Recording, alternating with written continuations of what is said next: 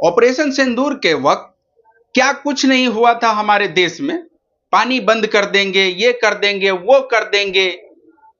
और आज के डेट में 15 सितंबर को एशिया कप होने जा रहा है इंडिया और पाकिस्तान के बीच। सोचिए, सोचिए और समझिए कि लोगों के जान पर राजनीति होती है।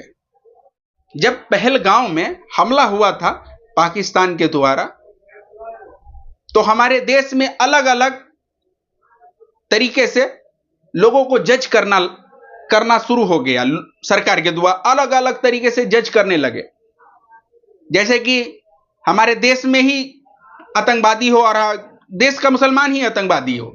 इस तरीके से मुसलमान को उस नजरिए से देखा जाने लगता है जब भी कोई घटना होती है इंडिया के अंदर। और आज के डेट में एशिया कप खेलने की बात हो रही है, हो क्या रही है, 100% होगी। खैर, अनिरुद्धाचार्य, जिसका एक बयान वायरल हो रहा है और चर्चित में है, वो ये कहते हुए पाए जा रहे हैं कि अगर आप 25 साल के लड़कियों से शादी करते हैं तो वो उसको सही होने का कम चांस है। क्यों? क्योंकि अब लड़कियां लाते हैं 25 साल की। अब 25 साल की लड़की 4 जगह वो मुंह मार चुकी होती है, सब नहीं पर बहुत। और वो 25 साल की जब तक आती है तो पूरी जवान होके आती है। जब जवान होके आएगी तो स्वाभाविक है कि वो अपनी जवानी कहीं ना कहीं तो वो उसकी जवानी फिसल जाएगी या जाएगी। जैसे कि अभी एक लड़के, ये सीधे सीधे जो है एक इल्जाम है महिलाओं को ऊपर। एक एक महिला का टारगेट होता है कि मुझे ये अचीव करना है, इसलिए कुछ समय निकल जाता है। इसका मतलब ये नहीं कि सामने वाला खराब है। और दूसरी बयान उसने ये दिया कि सुअर के पेट से शेर जन्म ले सकता है क्या? सुअर से कभी शेर पैदा हो सकता है? फिर वैश्या है जिसका कोई नियम नहीं है। और तुम अच्छे घर की बहू बेटी हो, कल को तुम मां बनोगी। लड़की ब्राह्मण है और पिता शूद्र है।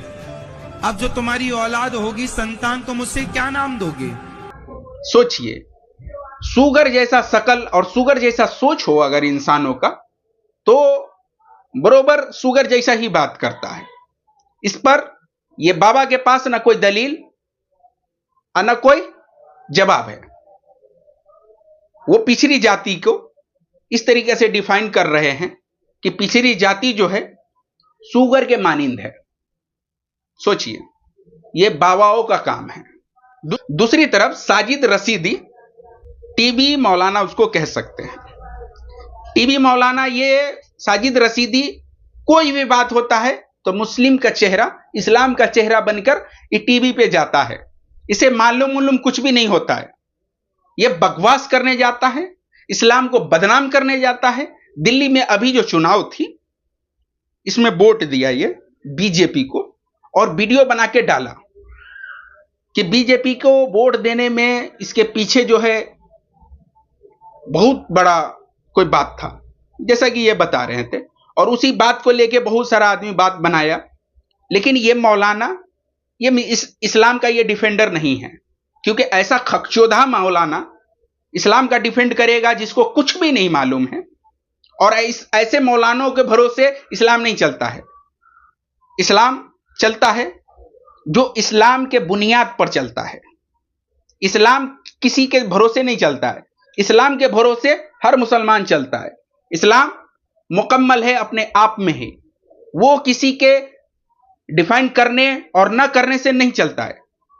और ये मौलाना जो 5000 में टीवी चैनलों पे जाते हैं और बकवास करते हैं और बकवास सुनते हैं, और इसी तरीके से इन लोगों का रोजी रोटी चलता है।